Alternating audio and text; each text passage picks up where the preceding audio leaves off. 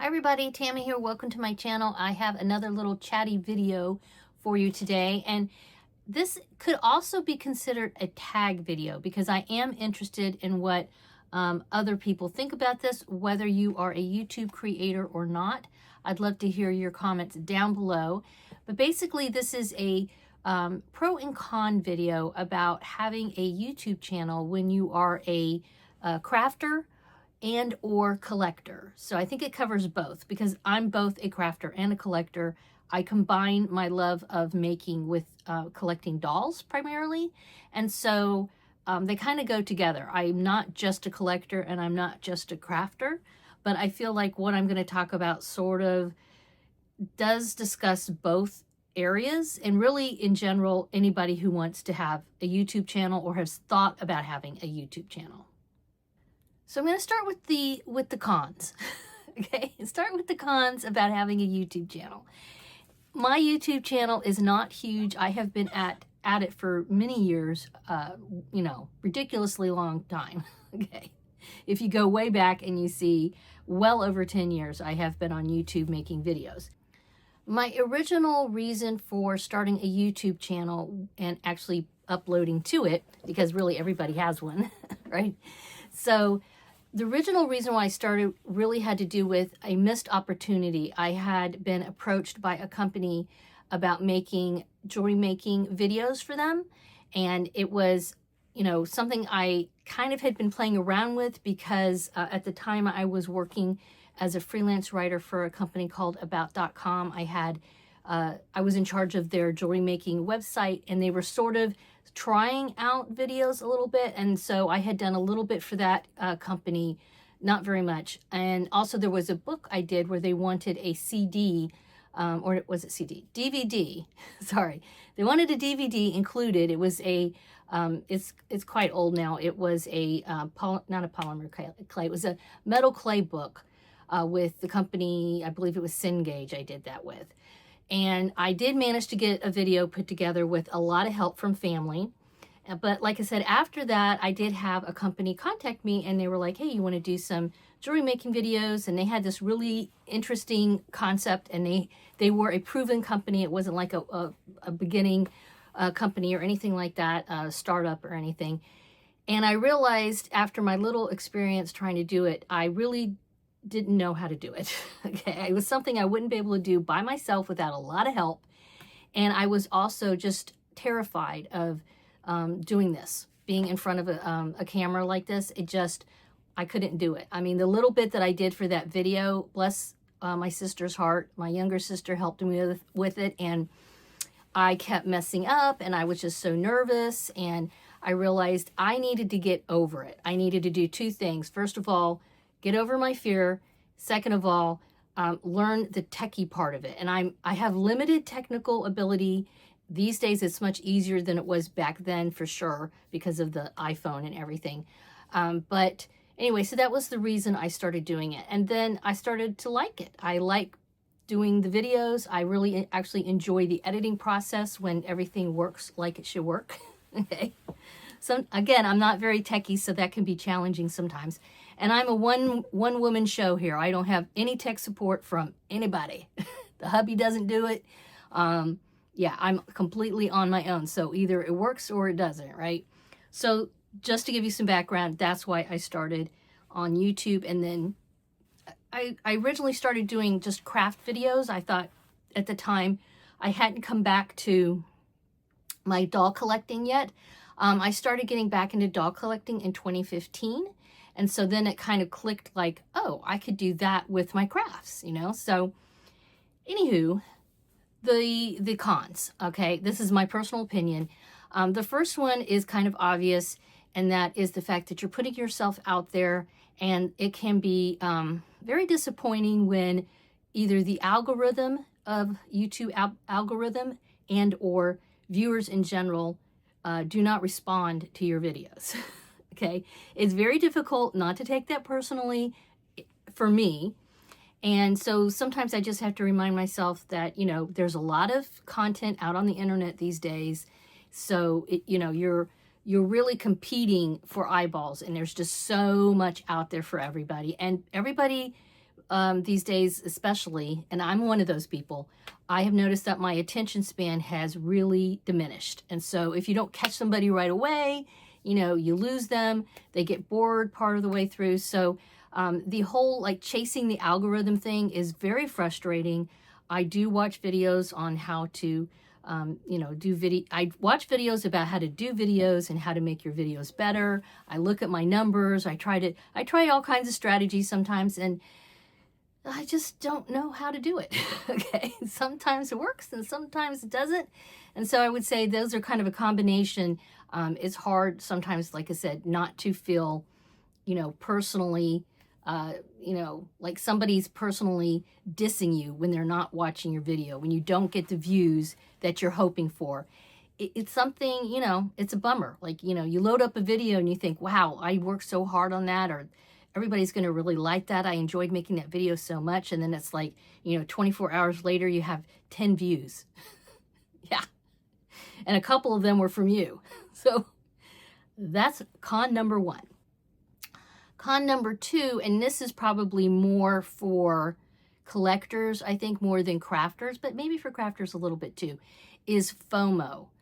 Because when you're part of the YouTube community, you're making videos, you're putting them out there, you're seeing other people making videos similar to yours. YouTube pushes those videos out for you to watch. And then you see people with dolls or items related to whatever you're collecting, or crafts. Like you'll see somebody with some new crafting gadget or something like that. And you're like, oh, I really want that too. And it can be very difficult not to fall into the FOMO, fear of missing out, because you see it everywhere. And these videos, like I said, for me, they get pushed out to me, you know. So like those little Maury Dolly dolls, I have watched so many videos about those dolls. And it's been a real struggle not to cave. I have not bought those dolls, but it's not easy. So FOMO, I would say, is another con. And I'm not putting these in any particular order, by the way. Con number three is it just takes time, and that can be very difficult. I'm still working full-time right now, and so having a full-time job, trying to make sure my house is livable, taking care of the dogs and the husband, he's pretty independent, but I still like to spend time with him. So that means really I have the weekends and sometimes during the evening to work on this, and I like to put out at least a couple of videos a week. So it is very time consuming. And, you know, I think about, well, what are other things I could be doing? You know, there's things like maybe I should be exercising instead of doing this. Maybe I should be out there, you know, running a marathon or something like that. So yeah, that finding the balance of time, to me, I think that's one of the most difficult parts. Maybe that's going to change once I retire. I don't know. But I have always a lot on my to-do list. And so that's something, finding the time management issue is something that I think is a con. Another con is the moolah. Okay. Getting monetized. It is extremely difficult to get monetized. I am monetized on this channel, and that was a monumental effort, I will say. And you know, you do all this work and you're like, yay, I'm monetized. I'm going to make some money now. And the amount of money that I'm personally making, and I feel like it's probably generally speaking, I haven't talked to a ton of people about that. It's something, you know, it's a private thing. Like I don't feel comfortable telling everybody how much I make. I have shared it with a few people, and considering the amount of time, like I just talked about, that you put into a channel, the monetary, you know, return is very tiny. It's really small. It's better than nothing, I figure, but it is kind of disappointing. You do hear about some, you know, some of these people with these really huge channels making, you know, thousands of dollars a month. I am not making thousands of dollars a month, that's for sure. And then, you know, you feel like you're putting all this time into it and just as much energy as them. And, you know, they're making a couple $1,000s and, you know, maybe you're making $30 or something. So yeah, it's, you know, I would say the money is a con because I feel like, you know, I wish I could make more of it. And so it can be a little bit disappointing. And I think that's something that everybody needs to kind of be aware of. You know, I feel like some people think it's going to be really easy to just jump in here, get monetized, start, raking in the bucks. That I don't feel typically happens. If it does, that's great, but don't count on it. And as far as saying, well, I don't even care, I'm not even going to try to be monetized, that's fine. You can do that if you want. But my reason for finally doing, making that a goal and trying to work towards it was because I realized YouTube was already putting out ads on my content. They were already putting advertisement, there were already commercials. So it's kind of like, dang it, they're making money off of my content. I should be able to make money off my content, so, and this happens even if, I believe you can put in there that you don't want a video to be monetized, but, in the fine print, YouTube can still put an ad on your video. All right. So they own the platform. They can do whatever they want. So just keep that in mind. Con number 5, and I'm going to have 5 pros here in a minute, is comparing yourself to others. That is something I personally struggle with. I mean, if you don't have that problem, good for you. Let me know how you do that. But again, it's really difficult to, see other channels that are putting out content that you might feel is just as good as yours. And maybe sometimes you feel like your content's way better and they have a gazillion followers and, in an hour, they have, 1,000 views, right? And you're like, why? Now some of that obviously is the fact that they do have good content. I'm not saying other people don't have good content, but I'm just saying that it's really hard to not to compare yourself to other people. And that can be very disheartening if you let yourself fall into that. So you really kind of have to just, have your own reasons for doing YouTube. Don't try to fall into FOMO, compare yourself to others, get hung up on the algorithms, everything I just talked about. So saying all of that, there are a lot of good reasons to consider creating a channel and maybe posting an occasional video. And that's what I'm going to talk about next. So again, in no particular order, first I will address the idea of revenue. Again, that was a con, but it's also a pro. Because like I said, if you're going to be doing this anyway, why not get a little money for it? Even if it's not a ton of money, for me, it's enough for me to buy a collectible doll every year. I feel like that's okay. That's a positive. So, you might do really well. I mean, there's, like I said, you never know. There's some people out there that really do, great when it comes to the revenue, much better than I do. Also, it could open up to other types of revenue streams if you are inclined to go that route. For example, you could do merchandise. You could sell items that you make. I've sold dolls, which I don't count that as the money that YouTube gives me, but that I earn from YouTube. But I have sold, I guess if I think about it, I have sold dolls. I've put up some, like for example, right now I have a smart doll, by the way, that I'm trying to sell. Not this girl, but I have, I believe it's Fortitude.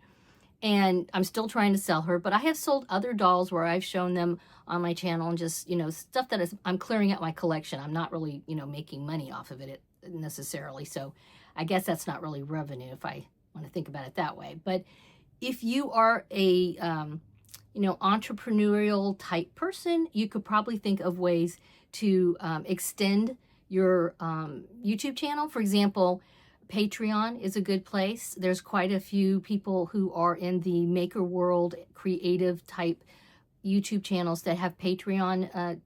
That, in fact, I follow a couple of them. I'm part of Beth Ramsden. I have joined her, and so she has a little extra on the side that she's making. And when she has new items out, she lets her Patreon people know, and we may or may not buy stuff from her, right? And she has a shop, right? So also the Unexpected Gypsy, I also follow her on Patreon, and there's somebody else I do, Matilda.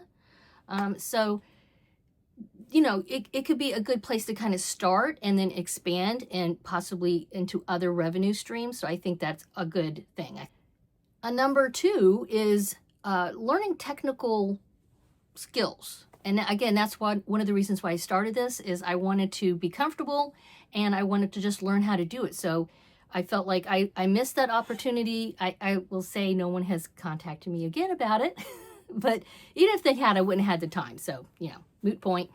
But I have learned a lot of technical skills that I'm very proud of. I've learned how to film a video, edit it. I've actually learned a couple of different editing software platform type things. I use DaVinci right now, even though DaVinci's being mean to me. So I don't know how much longer I'm going to use it because the last time I updated it, now it's telling me that something weird about my computer not liking it. So I'm now I have to edit it on my laptop, which has an older version. So yeah, so there's that.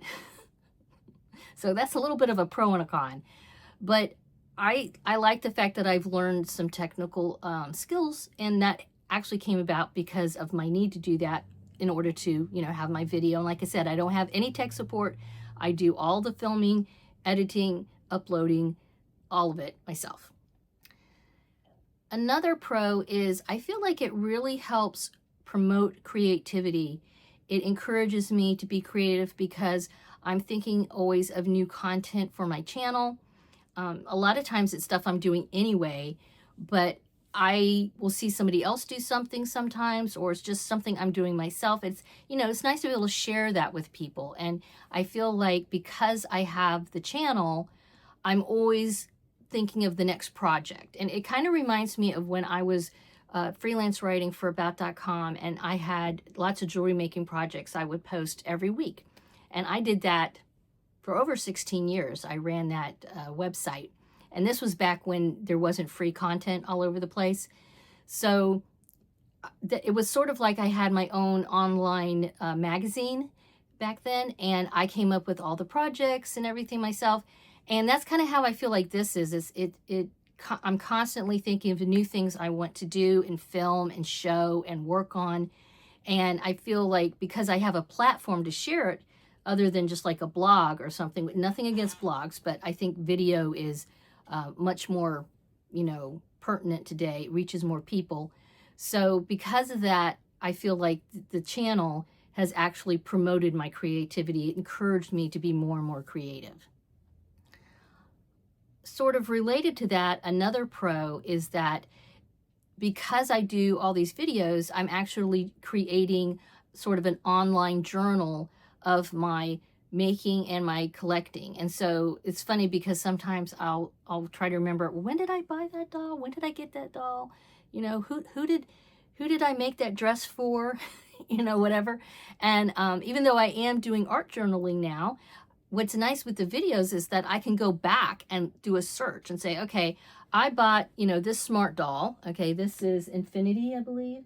And I bought her, when did I get her? Well, I can just go to my channel and search for her, and I'll find the video that I unboxed her. So I feel like it's kind of a good way to journal and document your experiences as far as collecting and also creating.